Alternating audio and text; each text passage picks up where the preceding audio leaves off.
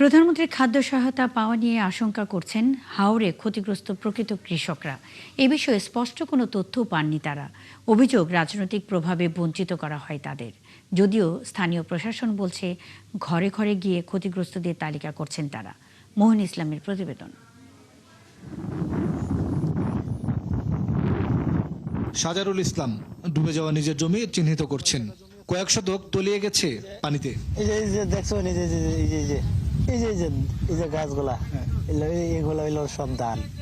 নেত্রকোনার খালিয়াজুরির এই হাওরের আকস্মিক পানি ধানের সাথে শেষ করেছে তার স্বপ্ন। আর কৃষক যে একটা বেচে একজনকে দিব এই ক্ষমতা নাই। প্রতি বছর নিজেদের প্রয়োজনীয় ধান রেখে বাকিটা বিক্রি করে চালাতো সংসার।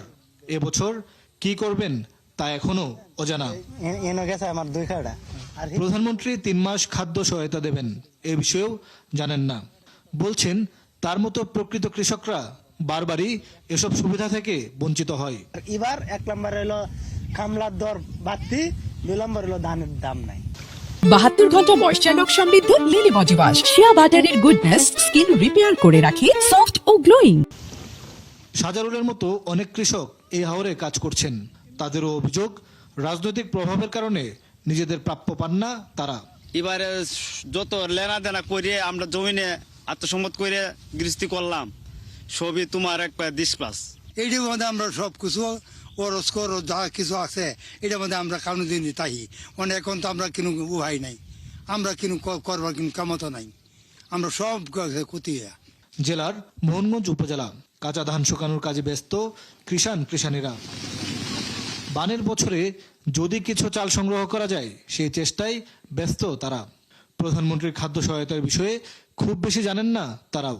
কোথা সরকার সহযোগিতা করবো এই লাতি জানি, আমরা তো কৃষক মানুষ, মাঠ টাকা দেওয়া আর নেওয়া হন সমান। 14 জমি 10-12 ফোন দিছে, সব বেঁচে গেছে। সরকার শুনছি সহায়তা দিতেছে, কিন্তু সহায়তা এই পর্যন্ত আসেও নাই, কেউ জরিপ টরিপও করেন নাই। কি অবস্থা আমাদের কাছে কেউ আসেও নাই।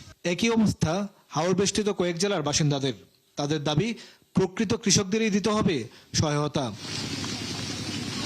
তবে স্থানীয় প্রশাসনের কর্মকর্তারা জানান স্বচ্ছভাবে তালিকা করা হচ্ছে, ক্ষতিগ্রস্ত সবাই পাবেন সহায়তা।